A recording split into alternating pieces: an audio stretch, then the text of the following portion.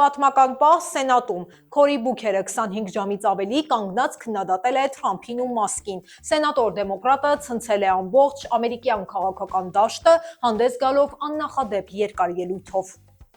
Սենատորը չի նստել ոչ մի րոպե, քանի որ Սենատի կանոնները պահանջում են, որ խոսքը լինի կանգնած, այլապես ելույթն ավարտված է համարվում։ Ելույթի ընթացքում նրան միացել են տասնյակ գործիչներ աջակցելու եւ ժամանակ առ ժամանակ նրան հանգստանալու հնարավորություն տալու համար։ Բուկերն իր խոսքում անխնա քննադատել է Թրամփի վարած քաղաքականությունը, ինչպես նաև Մասկի ներգրավվածությունը ամերիկյան կառավարության գործերին, այն անվանելով որպես պայքար հանուն երկրի ապագային։ Մյուս կարևոր թեմաները անոնսից հետո։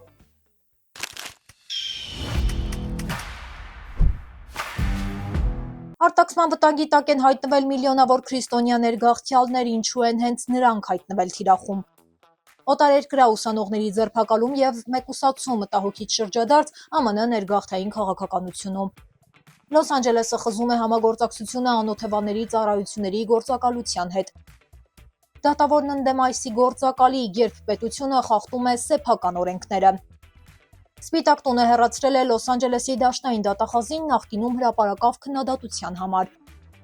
Լոս Անջելեսում նոր ծրագիր է գործում, ինչ պայմաններով կարող ենք օգտվել դրանից եւ ինչ է ասում քաղաքային խորհուրդը, այս մասին կմանրամասնենք թողարկման ընթացքում։ Թրամփն ու Մասկը պարտվել են, Գերագույն դատարանի ընտրությունը փոխեց խաղի կանոնները։ Վերջում վերլուծական մեծ թեմա Կալիֆոռնիայից ինչ է փոխվել վաճառքի հարկերում եւ ինչու է Լոս Անջելեսում ավտոմեքենա գնելն ավելի դժվար դարձել։ Կպատմենք, թե ինչպես է հարկային այս բեռը ազդում բնակչության առօրյայի վրա։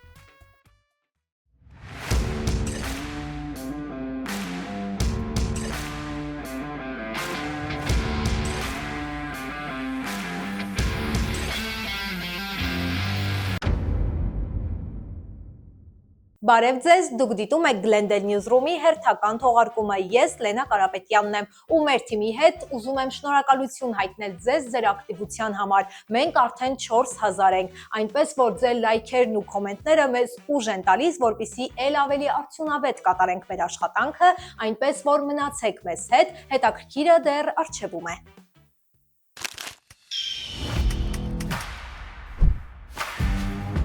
Ամերիկայում նոր զեկույց է հրապարակվել, ըստ որի արտաքսման վտանգի տակ գտնվողների մեծ մասը քրիստոնյաներ են։ Նոր զեկույցի համաձայն այդ մարդիկ մեծ թիվ են կազմում, նրանք են, ովքեր Ամերիկա են եկել երջանիկ ապագայի, ազատության ու խաղաղության հետևից։ Նրանցից շատերը ունեն ընտանիք, աշխատանք եւ ակտիվորեն մասնակցում են համայնքի կյանքին, բայց Թրամփի վարչակազմի խստացող ներգաղթային քաղաքականության պատճառով այս մարդիկ հիմա կարող են արտաքսվել, նույնիսկ եթե տարիներ շարունակ օրինական կարգավիճակով են ապրել երկրում։ Կարգավիճակները այժմ վերանայվում են եւ շատերը կարող են զրկվել ԱՄՆ-ում մնալու իրավունքից։ Եկեղեցական եւ իրավապաշտպան կազմակերպությունները առաջարկում են կառավարությանը տարբերակել խաղաղ աշխատասեր ներգաղթյալներին եւ ստեղծել հնարավորություններ նրանց համար օրենքով մնալու եւ շարունակելու իրենց ներդրումը ամերիկյան հասարակության եւ եկեղեցու կյանքում։ Ամերիկայում վերջին օրերին մի խումբ ուսանողներ հայտնվել են շատ ծանր վիճակում, պատճառն այն է, որ նրանց կալանավորել են իրենց բնակության վայրից ու տեղափոխել Լուիզիանայի մեկուսացված ներգաղթի կենտրոն։ Այդ վայրը ոչ միայն հեռու է քաղաքից, այլև իրավաբանական աջակցություն ստանալը գրեթե անհնար է։ Իրավապաշտպանները զգուշացնում են, որ այդ շրջաներում ներգաղթի դատարաններն առավել խիստ են եւ գործերն ընթանում են արագ, առանց իրավաբանական աջակցություն ստանալու։ Իրավապաշտպան կազմակերպությունները նկատում են մի վտանգավոր միտում, վերջին ամիսներին սկսվել է օտարերկրյա ուսանողների նկատմամբ ձերբակալման ու մեկուսացման քաղաքականությունը, հատկապես նրանց, ովքեր մասնակցել են Պաղեստինին աջակցման ցույցերին կամ հանդես են եկել Իսրայելի ռազմական գործողությունների քննադատությամբ։ Այս ուսանողներին հեռացնում են իրենց համալսարանական եւ համայնքային միջավայրից, հաճախ առանց պատշաճ իրավական ներկայացուցչության, մեկուսացնելով նրանց այսի կենտրոններում։ Սա լուրջ ազդանշան է թե մարդու իրավունքների պաշտպանությամբ զբաղվողների, թե կրթական հաստատությունների համար։ Դատավորը մեղադրանք է առաջադրել այսի գործակալին, որովհետև նա կալանավորել է մի անձի հենց այն ժամանակ, երբ նրա դատավարությունը դեռ ընթացքի մեջ էր։ Ձերբակալվածներին մեղադրում են վարորդական վկայականի դիմումում կեղծ տվյալներ ներկայացնելու մեջ։ Երբ ընդմիջման ժամանակ մեղադրյալը դուրս է եկել դատարանի դահլիճից, ներգաղթի գործակալները առանց որևէ բան ներկայացնելու ձերբակալել են նրան եւ դուրս բերել դատարանի շենքից։ Դատավորը հայտարարել է, որ այս գործողությամբ խախտվել է մարդու հիմնական իրավունքը մասնակցելու իր դատավարությանը եւ պաշտպանվելու։ Դատավարության ընթացքը խանգարելու համար դատավորը նույնիսկ ամբողջությամբ կրճատել է գործը եւ ներգաղթյալին քննելու փոխարեն մեղադրանք է ներկայացրել IC գործակալի դեմ։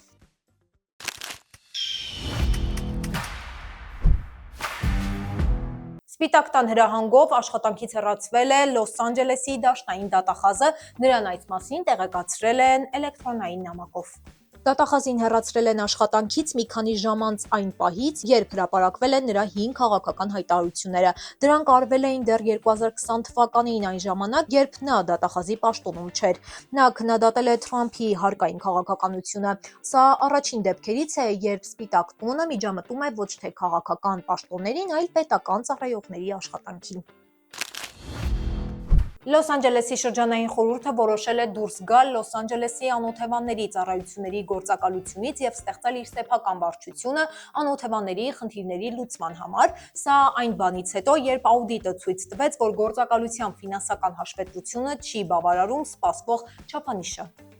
Ֆինանսական փաստաթղթերը եւ ծախսերը հաճախ չէին համապատասխանում պաշտոնական պահանջներին։ Այդ պատճառով խորհրդի անդամները որոշեցին, որ պետք է ստեղծել նոր վարչություն, որը ավելի թափանցիկ եւ արդյունավետ կկառավարի այն գումարները, որոնք հատկացվում են անօթևանների խնդրի լուծման համար։ Նոր վարչությունը ըստ խորհրդի անդամներին պետք է ավելի լավ վերահսկողություն ունենա եւ ավելի արդյունավետ լուծումներ ստանա, բայց որոշ քաղաքային պաշտոնյաներ դեմ են եղել այս որոշմանը, նշելով, որ հիմա ամեն բան պետք է համատեղ անել, հատկապես երբ ֆեդերալ կառավարությունը ֆինանսական օգնություն չի տալիս։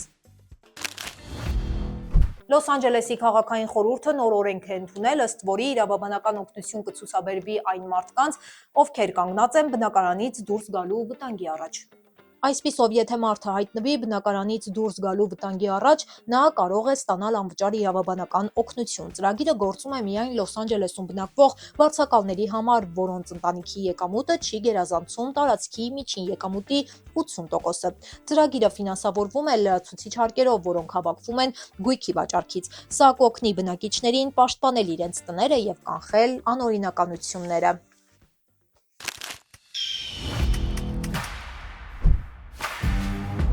Մինչև Թրամփի ու Մասկի պարտության մասին խոսելը, եկեք տեսնենք, թե ինչ է հրապարակված մեր Facebook-յան էջում։ Apple-ը պատրաստվում է 2025-ին մեծ նորամուծությամբ հանդես գալ iPhone-ում, ավելացնելով սեփական արհեստական բանականությամբ օգնականը։ Ըստ վերջին տվյալների, այս գործառույթը կմշակվի հատուկ Apple-ի սարքերի համար։ Այն կկարողանա գրել հաղորդագրություններ, առաջարկել պատասխաններ, օգնել գրառումներ պատրաստել, որոշումներ ընդունել, ելնելով օգտվողի նախընտրություններից։ Նոր արհեստական բանականությունը կներկայացվի 2025 թվականի աշնանը։ Apple-ը խոստանում է, որ տվյալները կմնան անձնական եւ կպաշտպանվեն, քանի որ գործառույթը մեծ մասամբ կաշխատի սարքի վրա, առանց տեղեկատվություն ուղարկելու։ Netflix-ում այժմ հնարավոր չէ նույն հաշիվը օգտագործել տարբեր վայրերում։ Ամերիկայում ընկերությունը սկսել է արգելափակել այդ հնարավորությունը։ Հիմա հաշիվը կարելի է օգտագործել միայն մեկ հասցեից։ Եթե ուզում ես, որ ուրիշ մարդն էլ օգտվի, պիտի վճարես հավելյալ ամսական մոտ $8։ Շատ օգտատերեր դժգոհում են, բայց Netflix-ը արդեն շահել է։ Նոր կանոններից հետո բաժանորդների թիվը կտրուկ աճել է։ Միայն մեկ եռամսյակում 19 միլիոն նոր օգտատեր է ավելացել։ Սիրելի հետևորդներ, եթե ցանկանում եք հետևել օրվա կարևորագույն իրադարձություններին, ապա անցեք թողարկման տակ տեղադրված հղումով ու հավանեք մեր Facebook-յան էջը, ինչպես նաև կարող եք բաժանորդագրվել մեր YouTube-յան ալիքին։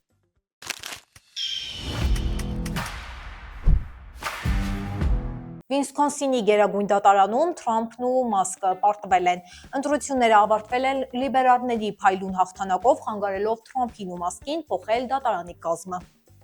Մրցապայքարը լայն արձագանք է ստացել ամբողջ երկրում, դառնալով ԱՄՆ պատմության ամենաթանկ նահանգային դատական ընտրություններից մեկը։ Մասկը ոչ միայն մեծ գումարներ է ներդրել քարոզարշավում, այլ նաև անձամբ ակտիվ քարոզել իր հարթակներում։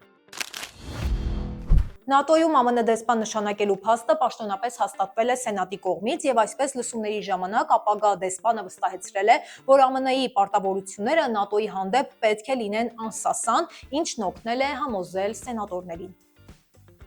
Ամեն դեպքում Թրամփը վերջերս ակնարկել էր, որ կարող է վերանայել ԱՄՆ-ի մասնակցության պայմանները ՆԱՏՕ-ում։ Չնայած նոր դեսպան է նշանակվել, բայց նախագահ Թրամփը դեռ քննադատաբար է մոտենում ՆԱՏՕ-ի հետ համագործակցության որոշ հարցերին։ ԱՄՆ-ում մեծ աղմուկ է բարձրացրել մի որոշում, որը կարող է հարված հասցնել ցածր եկամուտ ունեցող ընտանիքներին։ Ըստ դրա, Թրամփի վարչակազմը աշխատանքից ազատել է այն ամբողջ անձնակազմին, որը համակարգում էր կոմունալ ծառայությունների համար օգնություն տրամադրող դաշնային ծրագիրը։ Ծրագիրը տարիներ շարունակ աջակցել է մարդկանց, ովքեր չեն կարողացել վճարել ջեռուցման կամ հովացման ծախսերը, բայց այս շաբաթ Առողջապահության եւ սոցիալական ծառայությունների նախարարությունում աշխատող փոքր թիվը, ընդամենը 10 մարդ, հեռացվեց առանց նախազգուշացման։ Դեմոկրատ կոնգրեսականը սա անվանել է անպատասխանատու եւ վտանգավոր քայլ։ Նրա խոսքով մարդիկ կմահանան այս որոշումների հետևանքով եւ մեղադրել է թե Թրամփին, թե Մասկին, հայտարարելով, որ նրանք հոգ չեն տանում սովորական աշխատողների ու խոցելի խմբերի համար։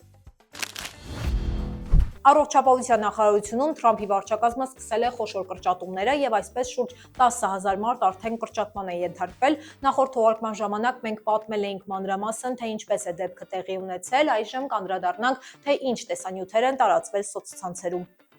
Կադրերում երևում է, թե ինչպես է առողջապահության եւ սոցիալական ծառայությունների նախկին աշխատակիցը մոտենում սենատորին եւ ներկայացնում իր վիճակը, ասելով, որ անօրինական ազատվել է աշխատանքից եւ շատ մարդիկ այժմ զրկված են սոցիալական ծառայություններից, հատկապես հաշմանդամություն ունեցող անձինք, եւ հարցրել է որևէ քայլ անելու է այս ամենը կանգնեցնելու համար։ Այս ամենին հաջորդում է սենատորի պատասխանը, հավանաբար արժանի էիք դրան, ինչու հակադարձ պատասխանից հետո սենատորը ավելացնում է. ծաղրածու ես նման։ Stop what's happening? You probably deserved it. I deserved it? You probably deserved it. I deserved it. Wow. Yeah, that's great to hear. Why did I deserve it? Because you seem like a clown. Նյու Յորքի իշխանությունները որոշել են 5 անգամ թանկացնել տուգանքը այն անձանց նկատմամբ, ովքեր անօրինական թափում են աղբը ոչ սահմանված վայրերում, եւ այսպես այժմ նման խախտումների համար նախատեսվող տուգանքը կազմում է $5,000։ Այս որոշումը հատկապես կարևոր է Բրոնքսի շրջանի պարկերի համար, որտեղից այս տարի հանվել է 30,000 աղբաման։ Մաքրման այս աշխատանքները շատ ծախսատար են եւ խնդիր են դարձել քաղաքային իշխանությունների համար։ Քաղաքային ղեկավարները նշել են, որ նախադեсում են տրամադրել տեսախցիկներ այգիներում կրճատելու համար աղբ թափելու դեպքերը։ Կավելացվեն նաեւ մաքրող աշխատակիցների թիվը, ինչը կօգնի արդյունավետ լուծել խնդիրը։ Եթե մի անձը կրկին աղբ թափի նույն տարածքում 1 տարվա ընթացքում, ապա տուգանքը կկազմի $10,000։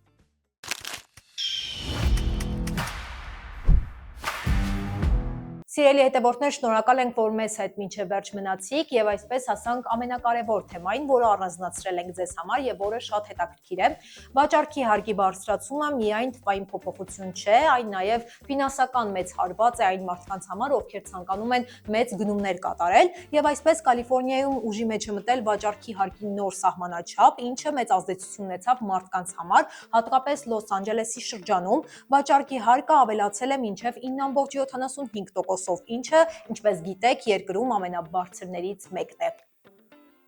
Սա նշանակում է, որ յուրաքանչյուր գնումից, անկախ ապրանքի տեսակից, գնում կատարողը պետք է լրացուցիչ գումար վճարի, որը ուղղվում է պետական եւ տեղական մուտքերի համար։ Մեծ արժեք ունեցող ապրանքները, օրինակ ավտոմեքենաները, այժմ ավելի թանկ կլինեն, բայց հարկը չի սահմանափակվում միայն շրջանի ընդհանուր տոկոսադրույքով, այն կարող է ավելանալ որոշակի տեղական հարկերի հաշվին։ Սա տեղի է ունենում, քանի որ տարբեր երկրներ եւ շրջաններ ունեն իրենց սեփական հարկային քաղաքականությունը։ Որոշ վայրերում վաճառքի հարկը կարող է հասնել մինչև 11.25%։ Այս վիճակը սկսել է ազդել ավտոմեքենաներ գնողների վրա, այսպես օրինակ Կալիֆոռնիայի քաղաքներից Լանքասթերի բնակիչը ավտոմեքենա գնելու դեպքում, անկախ նրանից, թե որտեղից է գնել, այն ստիպված կլինի վճարել 11.25% հարկ։ Սա նշանակում է, որ նույնիսկ եթե գնեք ավտոմեքենա այնպիսի վայրում, որտեղ հարկը ավելի ցածր է, վերջնական արժեքը հաշվի առնելով տեղական հարկերը, մեքենայի արժեքը կլինի ավելի բարձր։ Ինչ ազդեցություն կունենա սա մարդկանց վրա։ Երբ դուք գնում եք ավտոմեքենա, պետք է հաշվի առնեք վաճառքի հարկը, որը հաշվարկվում է ըստ ավտոմեքենայի արժեքի։ Վաճառքի հարկի ավելացումը կարող է զգալի ազդեցություն ունենալ ոչ միայն այն մարդկանց վրա, ովքեր նոր ավտոմեքենա են գնել, այլ նաև ընտանիքներին, որոնք արդեն ապրում են խիստ բյուջետային պայմաններով։ Բնակիչների միջին եկամուտը կազմում է $76.83, ինչը բավականին ցածր է հաշվի առնելով տարածաշրջանի կյանքի բարձր արժեքը։ Սկզբում դա կարող է չզգացվել, բայց երկարաժամկետ հեռանկարում ցանկացած հավելյալ ծախս, այդ թվում ավելի բարձր հարկերը, կարող են լուրջ ազդեցություն ունենալ։ Ավելացրած հարկերի պատճառով շատերը ստիպված կլինեն վճարել ավելի շատ գումար, իսկ որոշ ընտանիքներ էլ նախընտրելով խուսափել ֆինանսական դժվարություններից կարող են որոշակի գումարներ տնտեսել։ Այս իրավիճակը անկասկած ազդելու է նաև տեղական շուկայի վրա, որտեղ ավտոմեքենա վաճառողներն ու մեծ առևտրի ընկերությունները կզգան վաճառքների պակասը։ Սա մի խնդիր է, որը պետք է լուծվի թե տեղական, թե պետական մակարդակում։ Ավելացված հարկերը կարող են լինել դրական եւ բացասական միաժամանակ, կախված նրանից, թե ինչպես են դրանք օգտագործվում, սակայն շատ մարդկանց համար դրանք կարող են լինել տնտեսական ճնշում, որը դժվարեցնում է ապրուստը, հատկապես այնպիսի քաղաքներում, որտեղ արդեն իսկ բարձր է ապրուստի գները։